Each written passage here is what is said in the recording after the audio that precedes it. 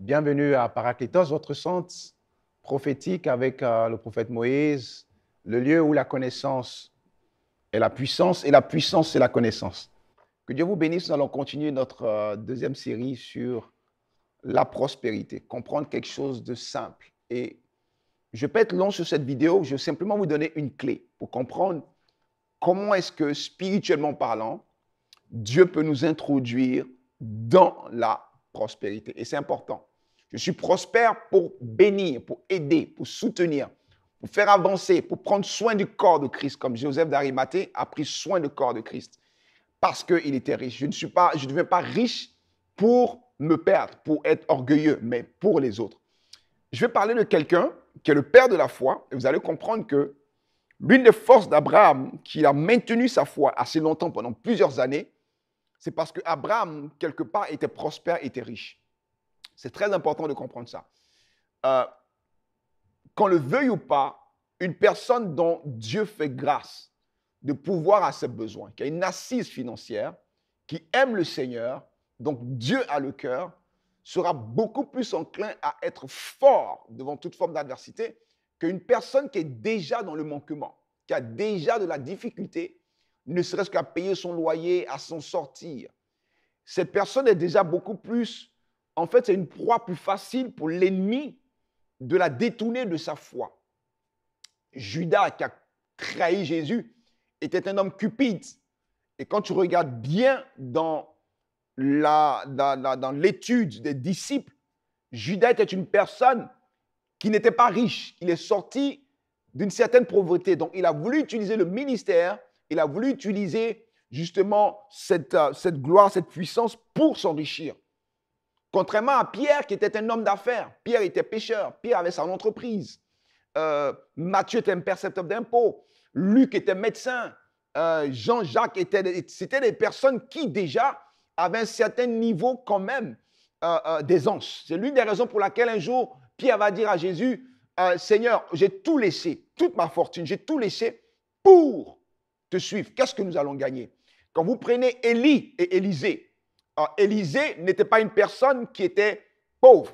Élisée était quelqu'un qui avait une certaine dimension. La Bible déclare que lorsqu'il reçoit l'appel de la part d'Élie, il était avec ses bœufs. En Israël, ceux qui ont des bœufs font partie des gens qui ont une certaine classe parce qu'un bœuf coûte cher. Donc, ça démontre un peu la classe sociale dans laquelle se trouvait Élisée. Et c'est important parce que quand tu es béni et Dieu prend soin de toi, que financièrement tu as un certain niveau, il y a certaines choses qui sont avortées. Il y a certaines dimensions d'attaque que tu ne peux pas avoir. Contrairement à une personne qui est déjà dans la souffrance, qui est déjà dans le manquement, qui est déjà qui a des difficultés financières. Abraham, quoi que Dieu l'appelle, mais Abraham est une personne qui est déjà prospère. Quand on va lire le livre de Genèse chapitre 13, allons-y lire le livre de Genèse chapitre 13 au verset 2. Genèse chapitre 13, verset 2. Genèse 13, verset 2. Abraham, avant de s'appeler Abraham, était très riche. Vous voyez, la Bible dit très riche. Ça veut dire qu'il était en fait plus riche que des riches. Donc, il avait une dimension beaucoup plus élevée. La Bible dit qu'il était très riche en troupeaux, en argent et en or. Riche en troupeaux, riche en argent et riche en or. Ça, c'est le Genèse chapitre 13, verset 2. Donc, Dieu n'a même pas encore commencé à bénir Abraham parce qu'au Genèse chapitre 12, Dieu se révèle à lui au verset 1, il lui dit, pars de là. Et Abraham décide d'obéir à Dieu. Mais Abraham est déjà dans une certaine position financière. Il est déjà à l'aise financièrement. Donc Abraham, parce qu'il est à l'aise financièrement, quelque part, c'est un support, c'est une assistance pour sa foi. Je ne dis pas qu'une personne qui n'a pas de l'argent ne peut pas croire en Dieu, mais ça aide. Et je crois qu'aujourd'hui, si chaque mois, tu dois toujours prier Dieu, Seigneur, donne-moi de payer mon loyer, Seigneur, donne-moi de ceci, cela, je t'assure qu'il y a des dimensions même de ta relation avec Dieu que tu ne vas jamais percevoir. Parce que toute ta relation avec Dieu est centrée sur le fait de demander à Dieu. Donne-moi, donne-moi, donne-moi. Seigneur, je veux ceci. Et toute ta relation. Et la vie de beaucoup d'enfants de Dieu sont tellement Ils sont tellement dans le manquement, c'est tellement difficile financièrement que toute leur relation est centrée seulement sur les demandes financières. Donc, il y a des dimensions qui ne pourront pas explorer de la part de Dieu. Et c'est l'une des raisons pour laquelle je vais toucher une seule clé aujourd'hui, tu vas comprendre. Abraham était très riche en troupeaux et en or, en argent. Donc, c'était quelqu'un qui était riche. J'ai fait des recherches. Le mot argent vient d'une racine hébraïque qui veut dire aspirer. Le mot argent qui vient du mot kakaf. Kakaf en hébreu veut dire ici se languir, désirer fortement, soupirer après quelque chose, avoir une aspiration à quelque chose. Ça veut dire quoi? Que pour que Dieu te bénisse financièrement, pour que tu aies de l'argent, pour que tu sois prospère, la prospérité, en fait, respecte une seule loi. Et c'est important ce que je suis en train de te dire par la grâce de Dieu, que le Seigneur nous aide. Respecte une loi essentielle, importante. Vous savez, beaucoup dans le système, nous courons derrière l'argent. C'est-à-dire que nous sommes à la recherche de l'argent. Mais Dieu n'a pas créé l'argent, l'or, tout ce qu'il a créé n'ont pas été créés pour que l'homme soit dépendant d'eux, que l'homme soit esclave, que l'homme court derrière ces choses. Non. Dieu les a créés pour que l'argent soit au service de l'homme, que l'argent te serve. Mais c'est plutôt le sens contraire, c'est l'argent qui doit courir vers toi pour te servir. L'argent qui doit chercher à te localiser. La prospérité qui doit chercher à te trouver là où tu es et te servir et changer ta condition. Je m'explique. Le mot kakaf, en hébreu, qui veut dire argent, vient de la racine de se languir, soupirer, aspirer à. Dieu ne peut pas rendre une personne prospère financièrement si elle-même, dans son esprit, elle n'aspire pas à la richesse. Si elle n'aspire pas à être prospère, si elle ne désire pas sortir de la pauvreté. Et sans cela, vous allez voir que dans 1 Chronique, chapitre 4, verset 9 à 10, la prière de Jabet. Jabet était un homme, quand on dit la prière de Jabet, il était pauvre. Parce que sa mère l'appelait Jabet, parce qu'il est né dans la souffrance, dans la pauvreté. Il était pauvre, immensement pauvre. Mais Jabet, à un moment donné, a eu une aspiration. Il a dit non, ça suffit. Je ne suis pas né pour être dans cette condition. Je ne suis pas né pour être pauvre. Je ne suis pas né pour demeurer ainsi dans le manquement constamment. Trop, c'est trop.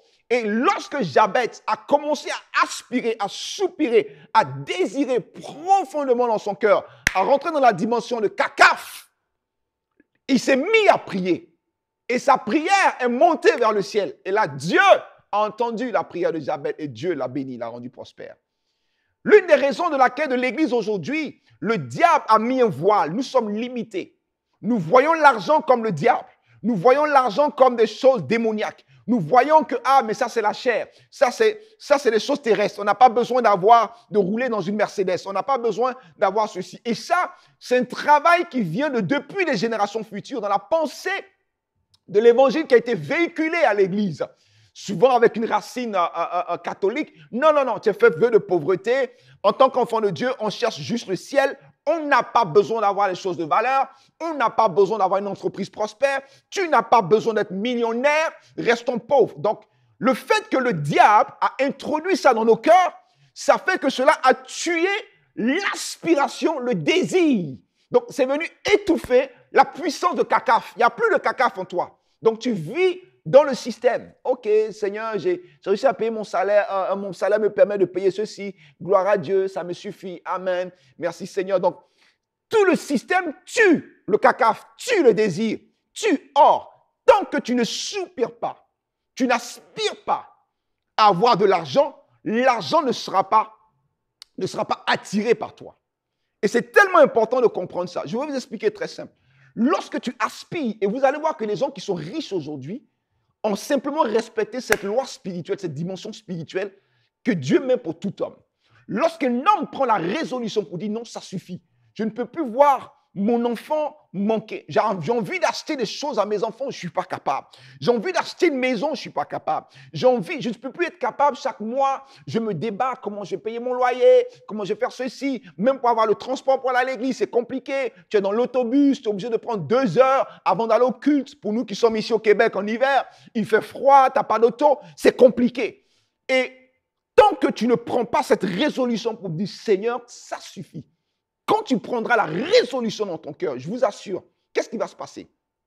Cacaf, l'argent va commencer à venir vers toi.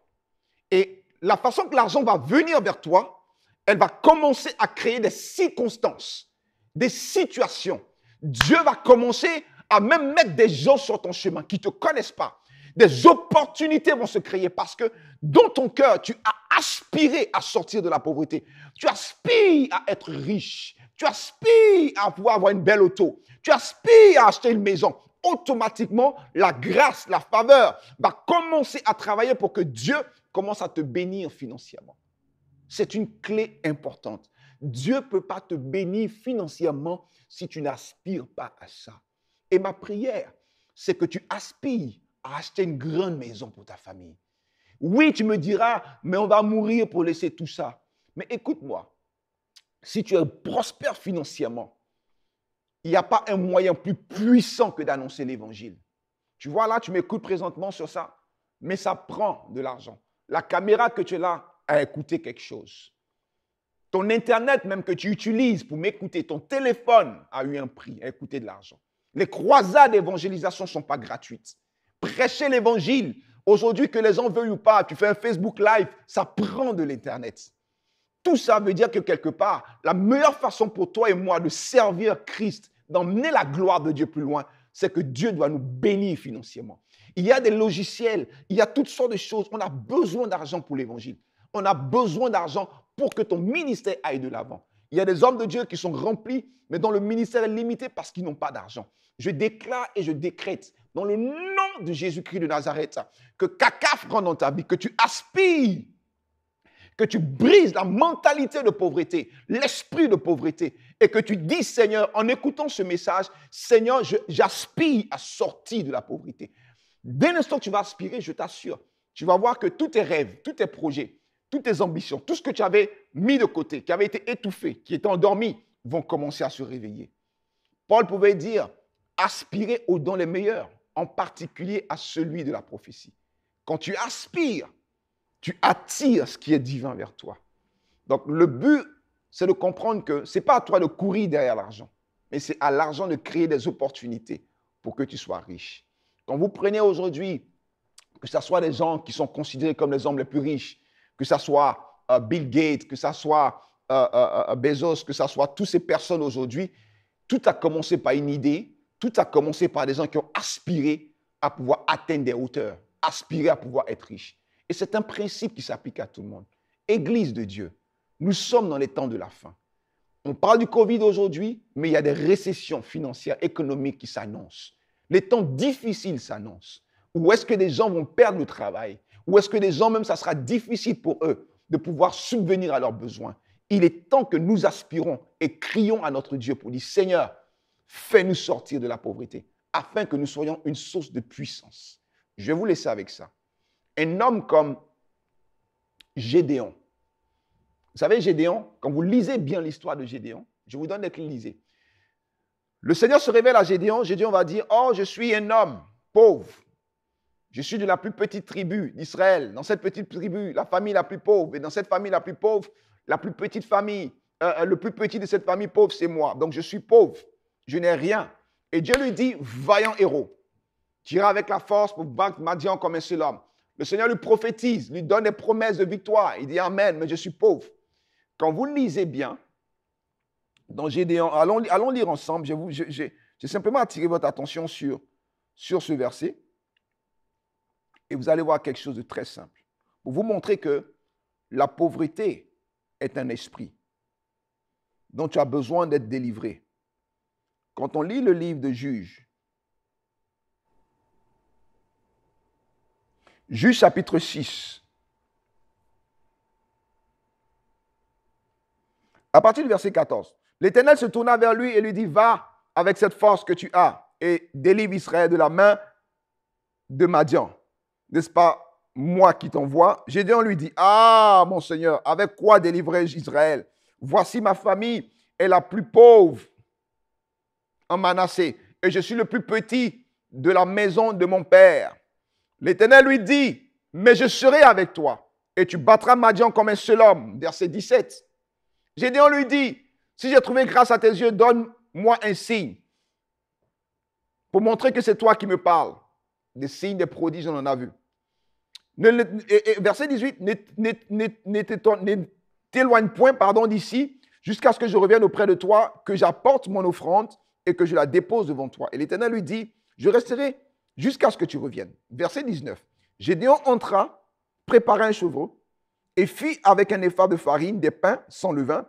Il mit la chair dans un panier et le jus dans un pot. Les apporta sur le térébin et les présenta. Verset 20. L'ange de Dieu lui dit, prends la chair et les pains sans levain, pose-les sur ce rocher et répand le jus. Et il fit ainsi. L'ange de l'Éternel avança l'extrémité du bâton qu'il avait à la main et toucha la chair et les pains sans levain. Alors il s'éleva du rocher un feu qui consuma la chair et les pains sans levain. Et l'ange de l'Éternel disparut à ses yeux. Gédéon, voyant que c'était l'ange de l'Éternel, il dit, malheur à moi, Seigneur éternel, car j'ai vu l'ange de l'Éternel face à face. Et l'Éternel lui dit, sois en paix, ne crains point, tu ne mourras pas. Maintenant, regardez, je vais vous envoyer simplement au verset 25. Dans la même nuit, l'Éternel dit à Gédéon, prends un jeune taureau de ton père et un second taureau de 7 ans. Renverse l'autel de Baal qui est à ton père et abat le pieu sacré qui est dessus. Verset 26, tu bâtiras ensuite et tu disposeras sur le rocher, sur le haut de ce rocher, un autel à l'Éternel ton Dieu. Tu prendras le second taureau, tu l'offriras un holocauste avec le bois de l'idole que tu auras abattu. Verset 27. Regardez bien, verset 27. Je veux que tu restes sur le verset 27. Gédéon prit 10 hommes parmi ses serviteurs. My God. Un homme dit, je suis pauvre. Dans cette famille de Manassé, la plus petite tribu, je suis un homme pauvre, je n'ai rien. Donc, la mentalité de la pauvreté l'avait tellement envahi que c'était un homme qui était convaincu de sa pauvreté et qui ne voulait pas en sortir. Quand le Seigneur se révèle à lui et que l'autel de ses pères sont brisés, la Bible dit qu'il prit 10 hommes parmi ses serviteurs. Bon, une question se pose. Comment quelqu'un qui est pauvre a-t-il des serviteurs? C'est comme une personne qui se dit pauvre, mais qui a des gens qui travaillent pour lui et qui payent, par exemple, à la fin du mois. Comprenez que quelque part, Gédéon n'était pas si pauvre que ça. Gédéon avait des serviteurs qui lui servaient. Gédéon était quelqu'un qui avait une certaine dimension. Mais le fait que Gédéon, il y avait un voile sur son esprit, il y avait un voile sur sa mentalité, il y avait une voile sur sa perception, Gédéon était dans l'esprit de pauvreté, de manquement, de limitation. Et il y avait un voile qui ne lui permettait pas même de parfois de considérer ce qu'il avait. Je veux t'encourager. Que le Seigneur enlève ce voile. Tu n'es pas si pauvre que ça. En fait, Dieu veut utiliser le peu que tu as pour t'emmener à être riche, prospère financièrement. En fait, tout est une question de voile. Ce que tu as suffit pour le Seigneur. Tes 5 pains et tes 2 poissons suffisent pour que Dieu les multiplie. Simplement, Kakaf, aspire à sortir de la pauvreté. Aspire à être un homme prospère. Aspire toi aussi à avoir des belles choses. Aspire toi aussi à rentrer dans une dimension profonde. C'est alors que ton aspiration va ouvrir tes yeux et tu vas te rendre compte que réellement, tu n'es pas si pauvre que ça. Et que même le petit salaire que tu as, peu importe, des idées vont s'ouvrir. En fait, Kakaf, l'aspiration ouvre ton esprit et ta perception et tu regardes les choses différemment pour la gloire de Dieu. Que le Seigneur vous bénisse et je suis convaincu que dans ces temps de la fin, Dieu veut que tu sois prospère. Tout dépend de toi, pas du Seigneur, parce que Dieu a tout disposé, il a tout préparé. Kakaf, rentre dans cette dimension. Où est-ce que l'argent viendra te servir? Où est-ce que l'argent va créer des circonstances de prospérité? Parce que c'est la volonté de Dieu. Il dit, je souhaite que tu sois prospère à tous égards, comme prospère l'état de ton âme. Mais l'état de mon âme passe par la révélation de l'Esprit et de la parole de Dieu. Que Dieu vous bénisse. Et peu importe ce que tu vis, peut-être que pendant que tu m'écoutes, tu as des dettes. Ne regarde pas ces dettes. Cacaf, juste aspire à sortir. Et ta prière sera entendue par Dieu. Et le Seigneur te bénira certainement. Que Dieu vous bénisse. C'était là encore votre serviteur, le prophète Moïse. Bienvenue encore au centre Paraclétophe. N'oubliez pas de vous souscrire à notre chaîne afin de continuellement avoir ces vidéos, ces petites clés qui vont vous édifier d'autres personnes pour la gloire de Dieu. Que Dieu vous bénisse et à la prochaine.